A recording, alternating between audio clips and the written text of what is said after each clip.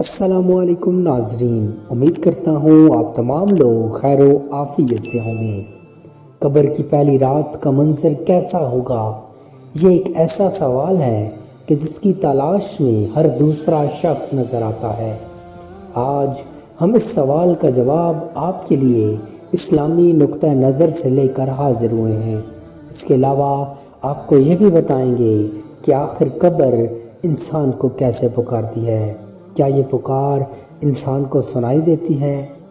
قبر کی پکار۔ حضرت ابو سعید خدری رضی اللہ تعالیٰ عنہ سے روایت ہے کہ سرور کائنات صلی اللہ علیہ وآلہ وسلم نے فرمایا، لوگوں، لذتوں کو ختم کرنے والی موت کو کثرت سے یاد کیا کرو۔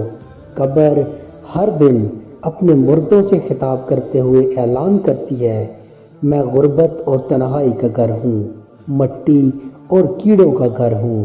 جب مومن کو دفن کیا جاتا ہے تو قبر اسے مرحبا کہتے ہوئے خوشخبری سناتی ہے کہ میری پشت پہ چلنے والوں میں تو بڑا محبوب تھا، آج میں تیری ہو گئی اور تو میری طرف آ گیا، تو اب میرے احسان کو دیکھ لے گا۔ یہ کہہ کر قبر تا حد نگاہ کشادہ ہو جاتی ہے اور جنت کا دروازہ اس کے لیے کھول دیا جاتا ہے، جہاں سے اس کو جنت کی تازہ ہوا آتی ہے۔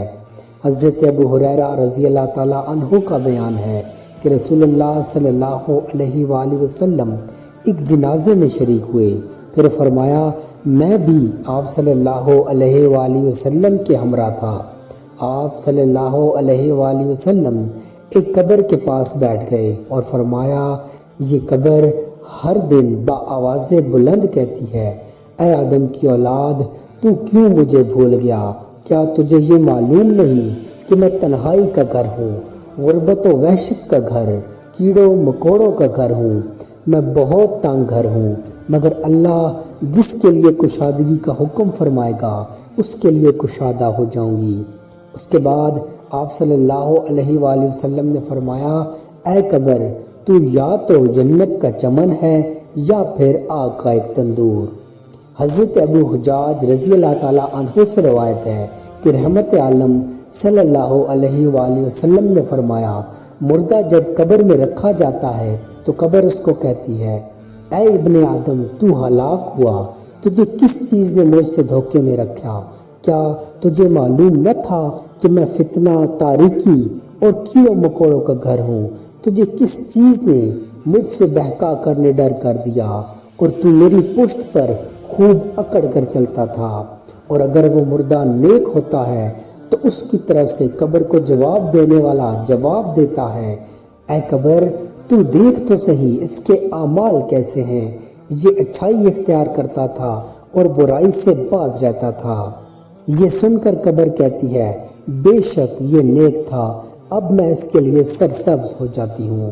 مردے کا جسم اس وقت منور ہو جاتا ہے اور اس کی روح اللہ تعالیٰ کی طرف بھیج دی جاتی ہے۔ حضرت عبداللہ بن عبید رضی اللہ تعالیٰ عنہ سے روایت ہے کہ رسول اللہ صلی اللہ علیہ وآلہ وسلم نے فرمایا، مردہ قبر میں بیٹھتا ہے اور ان لوگوں کے پیروں کی آواز بھی سنتا ہے جو اس کے جنازے کے ساتھ قبر تک گئے تھے۔ مردے سے اس کی قبر کہتی ہے، اے ابن آدم، تیری ہلاکت ہو، تو نے میری تنگی، بدبو اور کیڑوں مکوڑوں کا خوف نہیں کیا، اس لیے تو نے ان چیزوں سے بچنے کے لیے تیاری نہیں کی۔ بدعمال مردے سے قبر کہتی ہے، تجھے میری تاریکی، میری وحشت، میری تنہائی اور تنگی اور میرا غم یاد نہیں رہا۔ اس کے بعد قبر اس کو جکڑ دیتی ہے، جس کے بعد اس کی پسلیوں کی ہڈیاں ایک دوسرے میں پیوست ہو جاتی ہیں، جبکہ نیک بندے کے لیے قبر کشادہ کر دی جاتی ہے اور اس کے دائیں طرف ایک کھڑکی کھول دی جاتی ہے جہاں سے اس کو جنت کی ہوا آتی ہے۔